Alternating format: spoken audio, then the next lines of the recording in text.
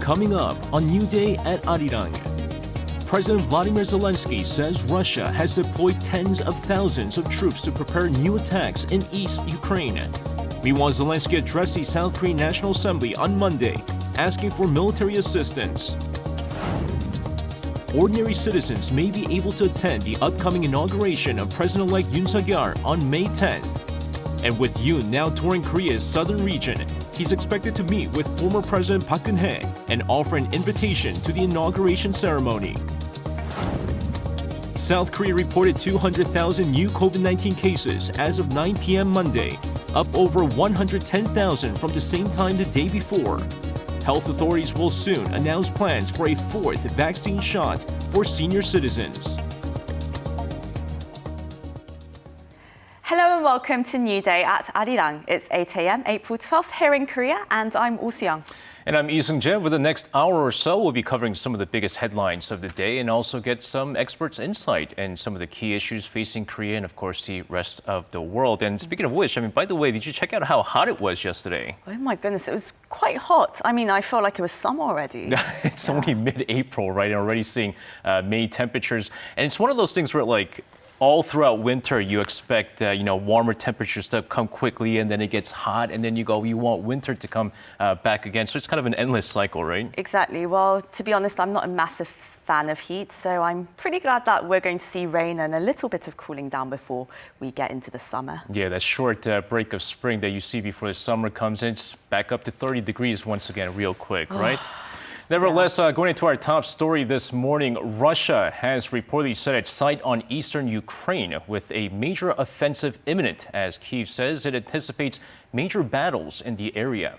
The news comes as Ukraine braces for the imminent fall of the city of Mariupol. Our Kim Yo-sun reports. Ukraine says it expects Russia to launch a massive strike targeting the eastern part of the country, with the Kremlin raiding tens of thousands of troops there. Ukraine's defense ministry explained Monday that it forecasts active combat will begin in the Donbas region soon. Within the Donbas region, Russia aims to capture the city of Mariupol, Ukraine's main eastern port, where thousands of people are believed to have died since the start of Moscow's military operation in Ukraine. Against his backdrop, a pro-Russian rebel leader said Monday that separatist forces around Donetsk have successfully taken control of the port of Mariupol. He then explained that they would intensify fighting in eastern Ukraine. Meanwhile, Austria's leader sat down with Russian President Vladimir Putin in Moscow on Monday, but gave a grim account of their conversation. I generally have no optimistic impression that I can report to you from this conversation with President Putin. The offensive is evidently being prepared on a massive scale, which is why I made very clear that stable access for the International Red Cross is needed. He then stressed that sanctions on Moscow will continue, which would mean a long-lasting damage for Russia. The Biden administration is seeking to hold Putin and others in its military chain of command accountable for the war, with calls to assist an investigation by the International Criminal Court in The Hague into atrocities. However, laws limit Washington's ability to provide support for any such investigation by the court. In addition, the EU is open to further increasing its funding for the supply of weapons to Ukraine. The news comes as the 27-member bloc is drafting proposals for an EU oil embargo on Russia. While the momentum is growing within the region for fresh curbs on Russian fossil fuels, EU member states still remain split on an immediate blockade on Russian oil imports. Kim Yo-sun, Arirang News. Ukrainian President Volodymyr Zelensky addressed the South Korean National Assembly virtually on Monday. In the 15-minute-long message, the Ukrainian leader made a heartfelt request for military assistance. Our Kim Do-yeon shares his remarks. Appearing at South Korea's National Assembly via video link on Monday afternoon was Ukrainian President Volodymyr Zelensky delivering an emotional speech, even making his interpreter too emotional to continue. 여러분께서 우리를 도와주시고 지원해 주시기를 요청합니다. 감사합니다. In this message, apart from the horrific scenes of war that he described and showed through footage, what he and Ukrainians wanted to request from South Korea was clear. South Korea can help Ukraine. Many military items that could help us defend against Russian tanks, missiles, or ships are in South Korea. Please help us fight against the Russians. If we get these weapons, not only does it protect Ukrainians, but it also helps the country itself as well as other countries who may be attacked by Russia too. He added in appealing his message that in the 1950s, South Koreans endured a war as well, and the international community jumped in to help. This message also came just hours after the Defense Ministry said Minister Seok rejected Ukraine's request last week for air defense weapon systems, saying there are limits to providing lethal weapons to Ukraine given South Korea's security situation and the potential impact on the readiness posture of the nation's military. So this isn't the first time Ukraine called for help this way. Last month, Seoul sent $10 million in humanitarian assistance and non-lethal items such as bulletproof vests and medical supplies. But it was widely expected for Zelensky to directly call on South Korean lawmakers through the speech for weapons aid. Lawmakers have differing opinions. I wish to focus on humanitarian aid. It's painful times for them. People have been separated from their families and food is scarce. And also, I would like to focus on the rebuilding of their country after the war. This is because we have many Koreans in Russia and we have our companies active in Russia. Now, recent days, all of free world decided to send a military aid to Ukrainian government. For instance, European Union has decided to send more military equipment in order to defend the Ukrainian civilians. So I think the military aid to Ukrainian government must be regarded as a kind of aid to protect the civilians. As for the speech, it was broadcast live, and he now has spoken to 23 national legislatures, including those of the US, Canada, and Japan, seeking to coordinate international support for Ukraine. Kim Do-yeon, Arirang News. When President-elect Yoon Suk-yeol takes office on May 10th, the ceremony will be open to members of the public, not just selected guests and dignitaries. His transition team announced their plans for the big day on Monday, also heralding a key agenda to change civic and administrative systems, such as the Korean Age, to meet international standards. Yoon Jung-min has more. For President-elect Yoon Suk-yeol's inauguration on May 10th, there will be a chance for ordinary people to apply to attend. The Presidential Inaugural Ceremony Committee said Monday that a number of politicians and international diplomats will be invited as well. They're also going to see whether they get any messages from other countries wanting to send high-level delegations. The purpose is to let the people know in detail the President-elect's determination to humbly serve the people and communicate with them honestly, as well as his philosophy of building a country where everyone's dreams can come true.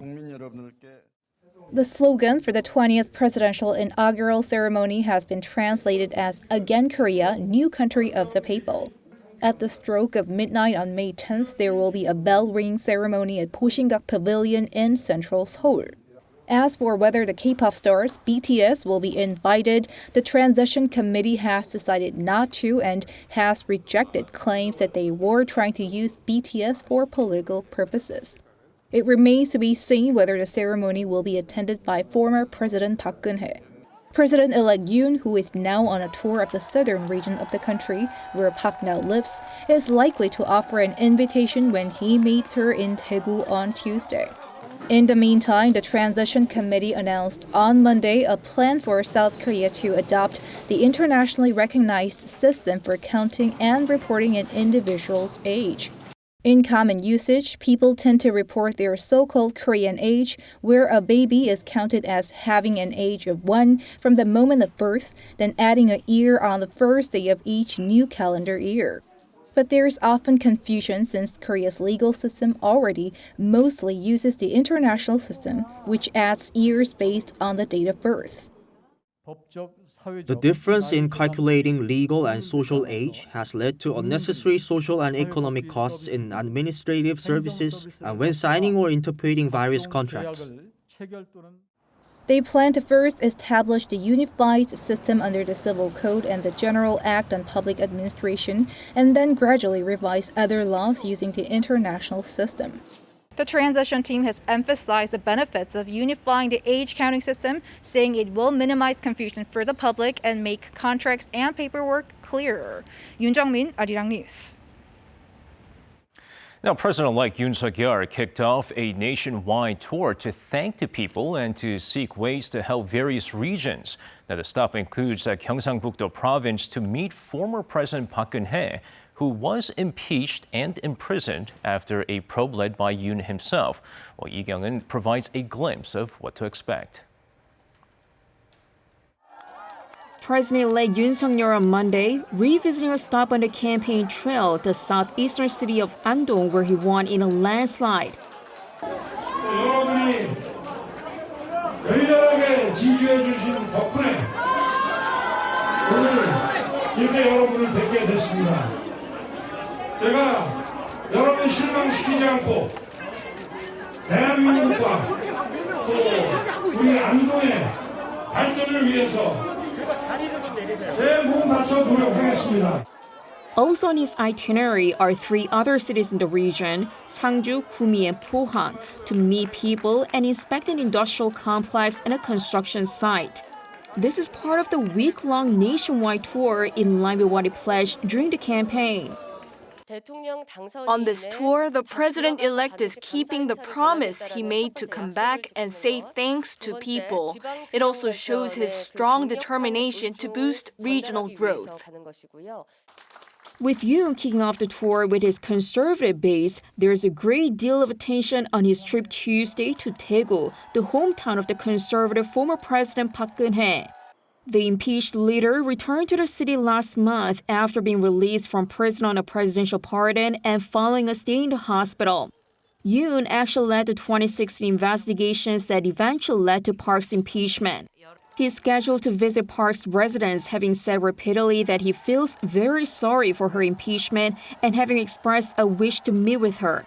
And on the day she moved into her residence, Yoon sent her an orchid. The meeting is largely seen as an effort to unite the conservatives ahead of the upcoming local elections in June, possibly in favor of the candidate Park supports for Daegu City Mayor Yoo Hyung-ha, who is the attorney who defended her in the impeachment. Young-eun, Arirang News.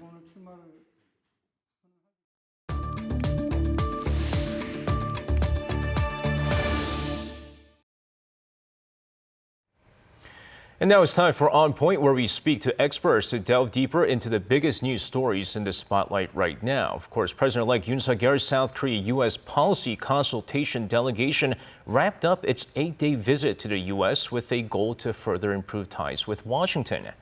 What was on their agenda and what can we expect the two sides to cooperate on? Once the new South Korean administration takes office next month, of course, these questions we'll be posing to Dr. Mark Barry, Associate Editor Emeritus of the International Journal on World Peace. Very good morning to you, Dr. Barry. It's lovely to see you. Yes, good morning. Thank you for having me. Right, so last week we had this delegation, the policy consultation delegation go to the US, and it seems that the incoming Yoon government really wanted to lose no time in engaging officials in Washington. And well, I wonder what you made, how you assess this visit. Well, it was nice that Park Jin was able to do a normal, typical meet and greet, as I call it, which is what happens when a new South Korean president is elected. I don't know if anything like that was really possible for President Moon. The most important meeting they had was with National Security Advisor Jake Sullivan, And I would say that the others were essentially courtesy calls. And I would frankly assess that the U.S. will duly note South Korean requests, but that President Biden will make the final decision. And that includes regarding the disposition of strategic weapons on the Korean Peninsula. I should add that I do not think that President Biden will agree to meet President Yoon in Korea in late May, despite the fact that the Quad meeting will be taking place in Japan, even though the ROK may desire that. And I think it's because the U.S. prefers the usual protocol of the South Korean president visiting the White House in Washington first, and then President Biden would make a return visit to Seoul when the time is considered appropriate. Well, speaking of President Biden, I mean, we could certainly see that issues on the Korean Peninsula nowhere near the top of the priority list for the Biden administration. But I guess for obvious reasons, you have the Ukraine issue, you have obviously the tensions with China.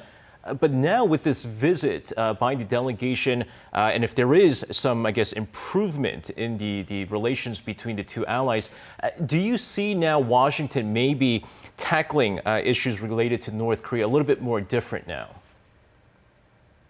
Well, to be honest with you, I think that the die has been cast decades ago in terms of the usual pattern of ROK-U.S. relations. I would say that they're generally, although maybe not always, not dependent on who is in power in either nation. The U.S. has certain expectations in the alliance, and frankly, it wants them met.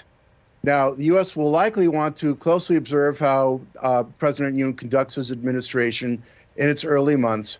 But I should also mention that perhaps the most important thing that happened in Washington last week was not just Park Jin-'s delegation, but that Philip Goldberg had his Senate confirmation hearing as U.S. ambassador to the ROK, and he repeated U.S. insistence that North Korea must fully and verifiably denuclearize. So I would say there is no change in U.S. policy or any real interest in engagement of the DPRK at present, notwithstanding what's going on with Ukraine. And Dr. Barry, while President-elect Yoon Suk-yeol recently visited Camp Humphreys in a city south of Seoul, and this seemed to really highlight his pledge that he made in his foreign affairs piece that the US-South Korea alliance would be the central axis of his foreign policy, really bolstering the ironclad alliance. So how do you think North Korea would be really reading this and perhaps even responding to this? Well, I believe it sends a clear message to North Korea that there is no breach in the U.S.-ROK relationship, as there had seemed to be under the previous administrations of both countries, at least in the last year or two. But keep in mind that regardless of administration, South Korean military power continues to dramatically increase annually. And this is partly why North Korea continues to emphasize nuclear weapons development as a recourse. Really, regardless of administration in South Korea, I think that North Korea has no choice but to use the only thing that it can economically afford, which is to continue to develop nuclear weapons and the means to deliver them. You know, one of the things I think that we also need to take a look at is, with the Biden administration, the incoming Yoon administration, one of the things that they have in common, not only being more hawkish towards North Korea, but also towards China as well. So how is Beijing going to respond to this? Are we going to see, tensions between Seoul and Beijing because now that, Seoul and Washington's, their relations are improving further? Well, actually, there's been a small or minor improvement in South Korean-China relations, at least in the cultural sphere. For example, you have the broadcast of some K-dramas like Something in the Rain in China after about a 5-year hiatus. However, China's ambassador to South Korea said last Thursday that deployment of a second THAAD unit would seriously damage relations. So I think the larger question, the larger issue, of course, is the implications of the war in Ukraine and China's tacit support of that war. But as President Zelensky said in his interview that was broadcast on CBS 60 Minutes last night, he said that Russia's invasion of Ukraine is causing us to look in the mirror and ask ourselves who we really are.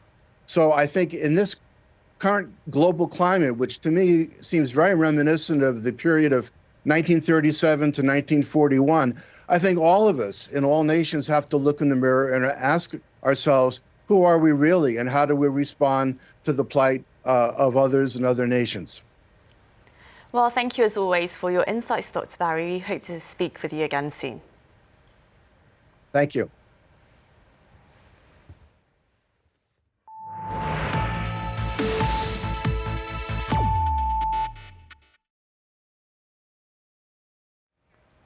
Now, South Korea is set to see an uptick in COVID-19 cases on this Tuesday compared to the previous day, with the country already reporting some 204,000 new cases as of 9 p.m. on Monday.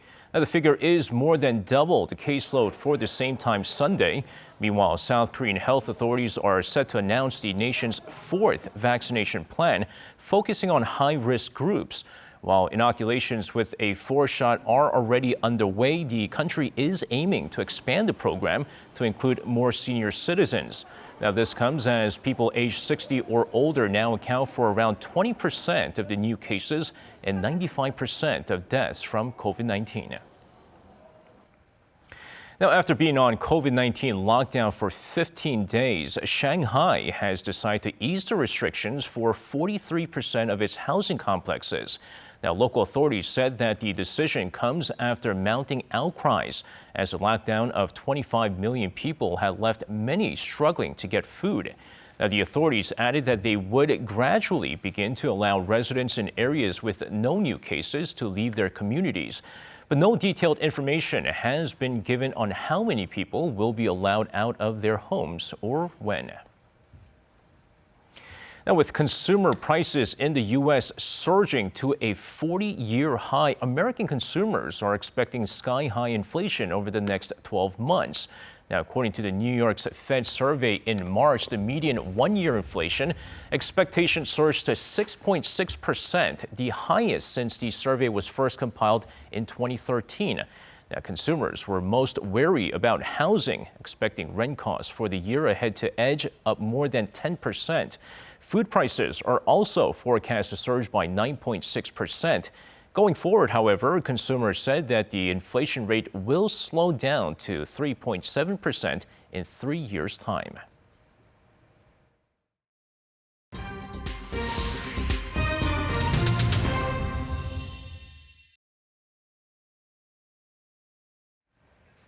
Now it's time for Global Insight, where we speak to experts from around the world on issues making headlines.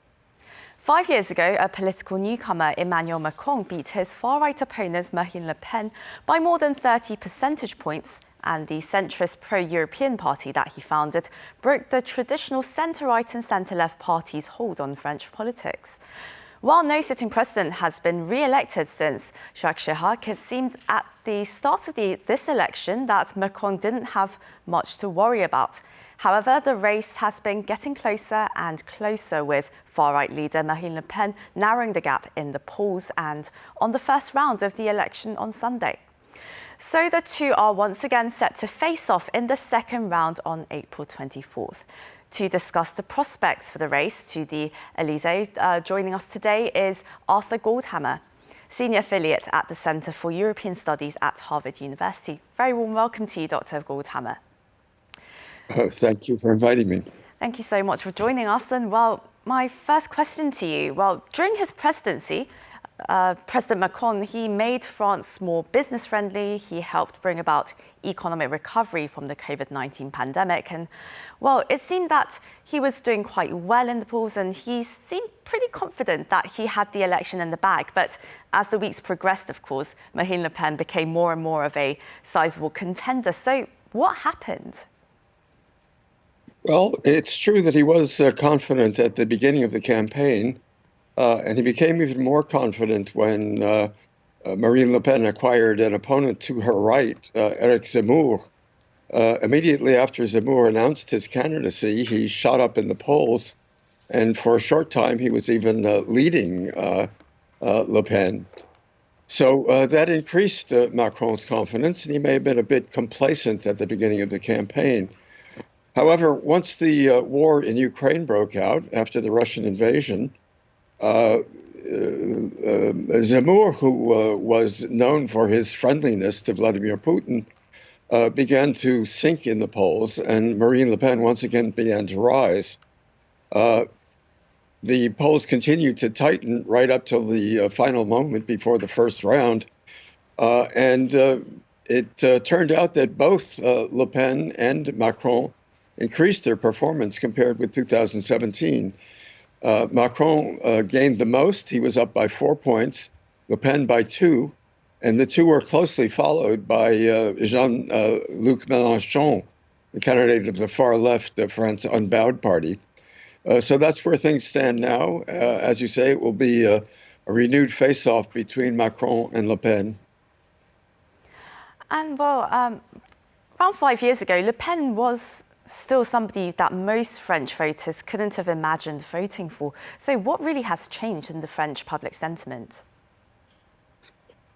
Well, a number of things have changed. First of all, Marine Le Pen made a concerted effort to moderate her image, to appear softer, to distance herself still further from her father, who was associated with virulent xenophobia and racism. Marine Le Pen still carries those values, but she's put them into the background and campaigned instead on the cost of living in France, which has risen sharply, particularly since the beginning of the war in Ukraine, which has caused a sharp rise in French fuel prices. In addition to that, French anxieties about terrorism have been running high, and particularly since the murder of Samuel Paty, a school teacher who was beheaded in broad daylight outside the school in which he taught. That raised French fears of renewed Islamic terrorism in France, and I think shifted some voters toward the issues of the three I's, as Le Pen and Zemmour like to call them: identity, immigration, and what is the third I?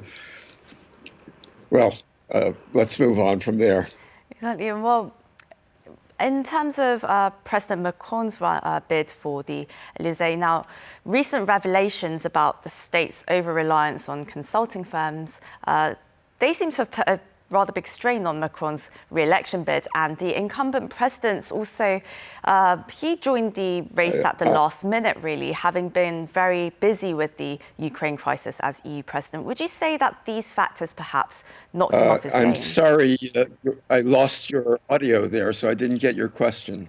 Sorry about that. So in terms of the incumbent president's bid for re-election, he's been quite busy with the Ukraine crisis as the EU president. And also there's been some recent revelations about the state's over-reliance on consulting companies, the McKinsey crisis, as some say. Would you say that these kind of factors have put a strain on Mr. Macron's bid for re-election?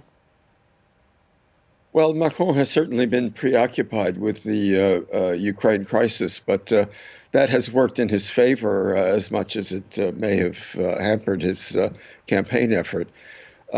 He received a boost in the polls immediately after the invasion began and took a certain amount of credit for having tried to intervene to head off the war. I think that did work to his benefit.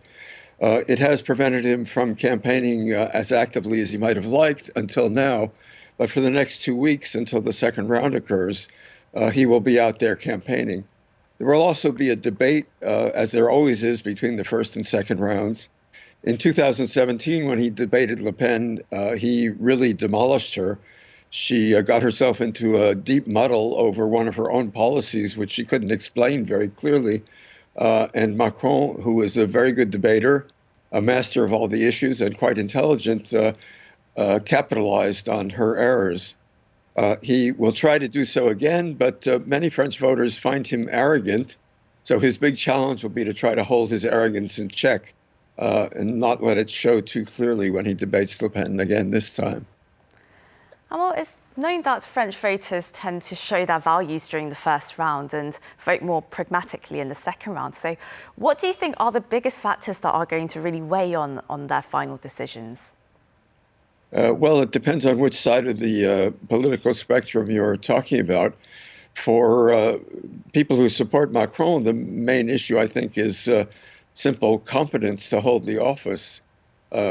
Macron voters have no confidence at all in Macron, who has in Le Pen, who has no executive experience and has never held a major government post. She's been a deputy to the European Union Parliament. On the other side, the issues are immigration, defense of national identity, protection, hostility to the European Union, which has always been one of Marine Le Pen's issues, and establishing a foreign policy which, as she describes it, is to be equidistant between the United States and Russia. And now there was a third contender, Jean-Luc Mélenchon, who performed stronger than thought, and he came third in the election with more than 22% of the vote. That means he managed to sweep up most of the country's left-leaning votes. What do you think we can really take away from this, and how do you think his voters are possibly going to split their votes in the second round? I mean, how real is the risk of French voters abstaining for President Emmanuel Macron? Well, that's a very important question. The final count for Jean-Luc Mélenchon was slightly below 22%, actually, I think 21.8. But it's true that he swept up all of the disappointed left-wing voters, expanding his vote far beyond his base, which was only 8 or 9% of the electorate. But many people who did not support Mélenchon and the platform that he represents, nevertheless hoped that he might make it into the second round so that there would be a debate between someone who upholds certain left-wing values and Macron. The big question is how Mélenchon's voters will break between Le Pen and Macron. Everything depends on that. Unlike in 2017, when he made no recommendation to his voters on how to vote, this year, he clearly stated that he does not want his voters to vote for Marine Le Pen. Nevertheless, a poll that was taken on election night yesterday showed that 34% of Mélenchon voters at this stage plan to vote for Macron. 30% plan, despite Mélenchon's recommendation that they not do so, they plan to vote for Le Pen. And the remainder have not yet made up their minds or have decided to abstain. So that group will probably decide the election. We'll have to see how they break when the time to vote comes. I think that, plus the results of the debate, will be the deciding factors. And Dr. Goldhammer, a major feature of this election campaign has been the so-called droitisation, where many candidates have shifted to the right, including President Macron himself. Do you think the French are now rejecting centrist politics? Well, I think that's not the right way to describe it. Macron himself now occupies what was the center of French politics. When he ran in 2017, he said he was neither of the right nor the left. But once he came into power, most of the steps that he took, most of the measures that he adopted were seen as right-wing measures, which could have been enacted by any of the center-right candidates who had run for the nomination of the center-right party in 2017. Macron has really devastated the parties of both the center-right and the center-left, the socialists on the center-left and the Gaullist party called Les Républicains on the center-right. And now that they are devastated, he alone occupies the position of the center-right. Mélenchon has filled the vacuum. He actually stands to the left of most of his electors, I think. So there is room for a center-left party to be revived in France, and we may see the beginnings of such a revival in the June legislative elections.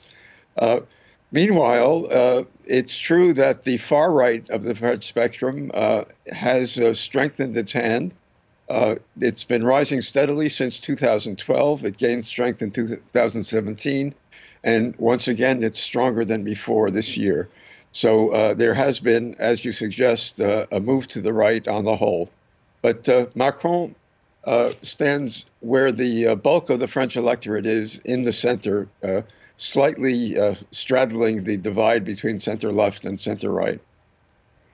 Well, Macron does still seem to be the favourite in most polls, but what would a potential victory of Le Pen mean for the world? How would it affect France's position in the European Union and NATO? Well, a Le Pen victory would come as a shock to many in France and to almost everyone in Europe outside France.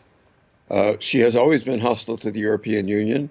She has called for France to leave NATO, which would be a dramatic development in the midst of the war with Ukraine, where both the EU and NATO are on the front lines in sustaining the Ukrainians in their fight. There would probably be a sharp fall in the European stock market. The spread between the German Bund and French bonds would surely rise. The effects on the French economy would therefore be significant, and the shock would be heard around the world. And what would happen after the presidential election, even if Macron wins? Is there a chance that the legislative election coming up might render him powerless?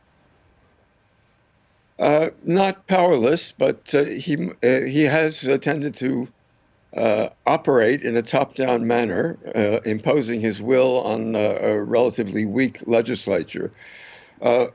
He has not, however, developed his party at the local level, and he's unlikely to repeat the feat that he pulled off in 2017 when he won a surprise victory in the legislative elections immediately after his presidential victory.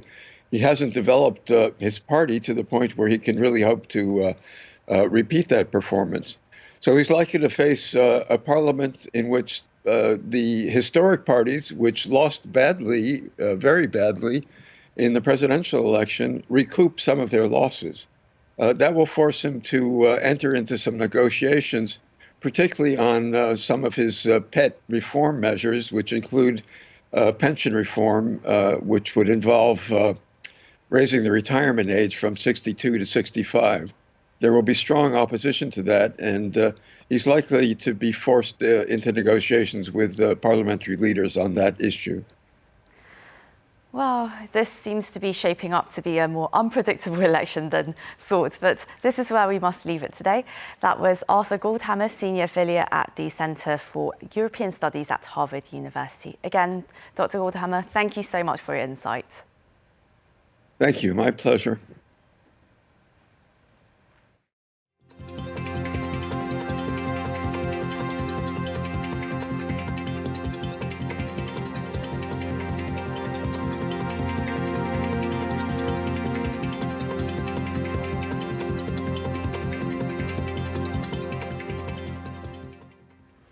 Now, local convenience stores are trying to better reach consumers in their 20s and 30s as these groups account for 60% of the market. Now, beer has been a major seller in the pandemic, so that's one product where they've tried new things like QR codes that link to music and soda cans with designs with references to pop culture. Now, Lee Jae-hyun zooms in on this very phenomenon. Since the start of the COVID-19 pandemic, with bars and restaurants closing early and caps on gatherings, more people in South Korea have been drinking alcohol at home. According to the Ministry of Health and Welfare, people drinking alone increased from 12.6% in 2019 to 29.2% in 2021. To gain more of a market share, South Korean convenience stores now have a wider selection of beverages with craft beers now commonly available. Among them are the so-called music content beers, which are growing in popularity. The line of drinks was launched by a local craft beer brand in a partnership with a domestic hip-hop label. Each can has a QR code on it, and when scanned, customers' smartphones allow them to listen to music. Within just 2 weeks of release, all 200,000 cans were sold out. I bought this beer because it seems trendy to me. I usually listen to music when drinking beer, and this product allows me to enjoy the music in an easier way. There are also soft drinks that have movie characters on them, such as Batman and Superman. We found that Generation MZs are likely to consume beverages with interesting pictures on them, instead of buying a product from an originally popular brand. Wine sales at convenience stores are also steadily increasing. There are even limited edition collaborations with online games and bottles with artwork by Henri Matisse printed on them as part of a new trend of using wine bottles as interior decoration. As people in their 20s to 30s account for over 60% of convenience store customers in South Korea, more stores are seeking new ways to cater to their needs. Lee Hyun, Arirang News. Well, spring is certainly back here in the nation, and during this time of the year, many go out and soak in the beautiful hue of spring flowers, especially the very famous cherry blossoms, right? Well, Geun-hye takes us to one of the best locations in Seoul to enjoy them. You know it's spring in Korea when you see these flowers, cherry blossoms. I came to one of the most iconic cherry blossom roads in Korea, the Yeouiseoro Road. And it's the first time in 3 years that it has opened during the blossoms for the public to enjoy. Due to the pandemic, local authorities have canceled cherry blossom festivals and prevented visitors from coming. But while the annual festival has been canceled for the third straight year, the 2-kilometer-long road is open for the weary public to forget about the pandemic and enjoy the springtime. It feels different to look at these flowers here. They're much bigger and prettier than those in my own neighborhood. I feel 10 years younger just by coming here. I think my excitement will last for over a year. Yeah, I've never seen so many cherry trees in one place, and it's like an experience you can only have here. It's just amazing. You just keep looking and looking around you, and just keep walking and it keeps going. To make sure visitors can safely enjoy cherry blossoms here, the local government is sticking to strict quarantine protocols. Staff members will be providing hand sanitizer and asking visitors to wear their masks at all times. Yeouiseoro will also be a pedestrian-only road until April 17th. No cars, electric scooters, or even bicycles will be allowed from 9 a.m. to 10 p.m. on weekdays and from 8 a.m. to 10 p.m. on weekends. Shin-yeun, Arirang News.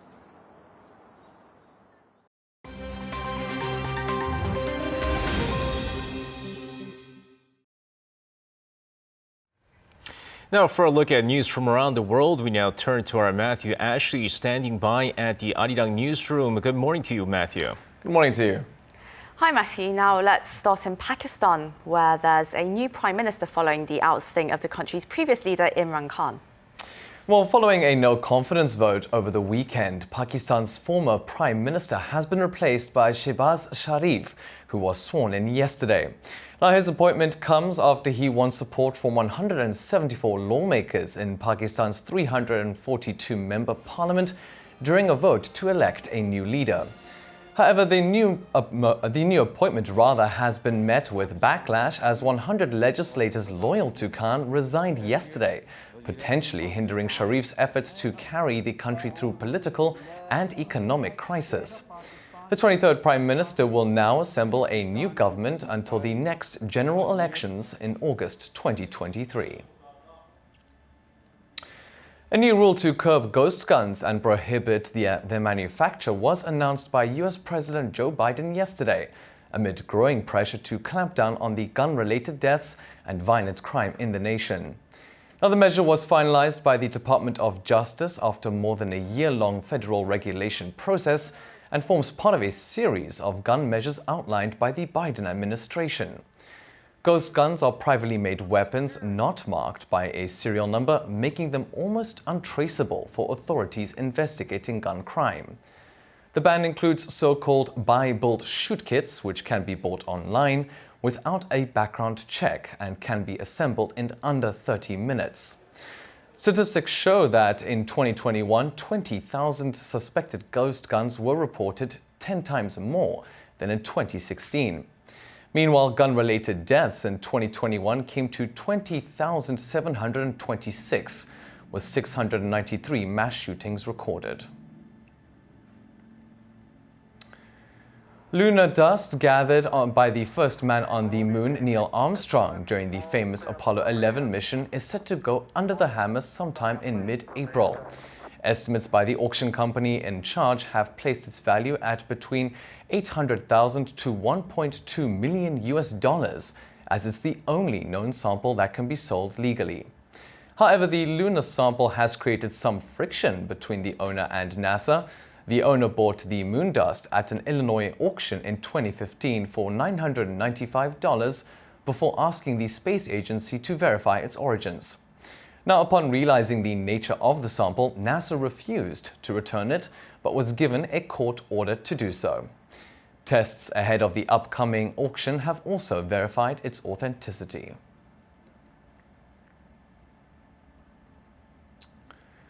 Now, Twitter CEO announced yesterday that Elon Musk will not be joining the company's board, saying only that Musk had turned down the role. And the head of the social media platform noted that there may be more drama and distractions ahead. This comes as the appointment for the Tesla billionaire was set to take place on Saturday, which would have prevented him from owning more than 14.9% of the Twitter's common stock. Now, he has since uploaded a tweet in response with an emoji depicting shock by covering its mouth with its hand. The updates follow Musk's purchase of a 9.1% stake in Twitter and a disclosure regarding plans to bring about changes to the platform. He also ran a Twitter poll before taking a stake, asking users whether they believe Twitter adheres to free speech principles.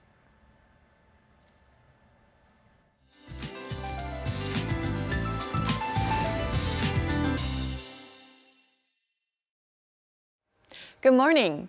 Much anticipated rain is in the forecast to soak the nation. While current spotty sprinkles will go away soon, then will make a return from later in the afternoon from northern central regions. And this whole metropolitan area will see rain around the evening commute, so have an umbrella handy. And about yesterday, I must say it was hot. We had brief summer heat under sunny skies in the capital, but temperatures will cool down a bit along with murky skies and showers. Then tonight's rain will bring temperatures back to seasonal norms. It's a cloudy start for central regions with very warm morning temperatures in the mid-teens. And it's such a refreshing and greener start today. Meanwhile, the south will see more sunshine during the day along with soaring afternoon temperatures, as Daegu will see a high of 30 degrees Celsius.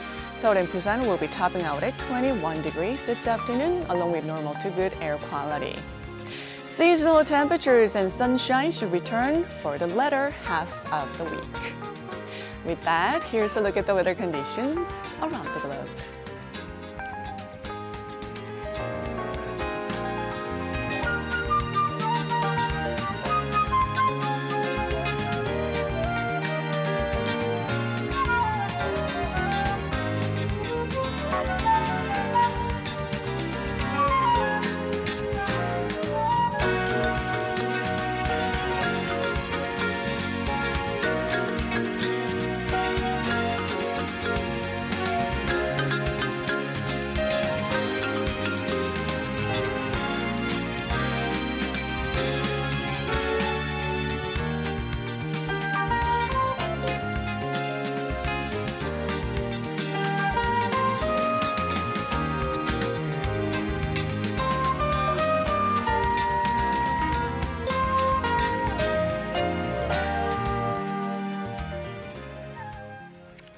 Well, that's all the news we have for you this Tuesday morning, but that was a really lovely report by Shin-yeon on the cherry blossoms, wasn't it? I mean, did you get to see any over the weekend? Me look at cherry blossom tree. Well, I mean, my definition of, watching or looking at the cherry blossom festival is kind of me driving to work, seeing all the cherry blossoms that are on the site. It's honestly good enough for me. That won't do. Seung-jae, where's your festive spirit? The pollen in the air and the allergies, I'm going to stay inside the car for that one. Well, it's supposed to rain this week, so unless you're like Seung-jae, you might want to check it out before it's too late. But nevertheless, that's going to do it for us. But we will be back the same time tomorrow for our Wednesday edition of New Day.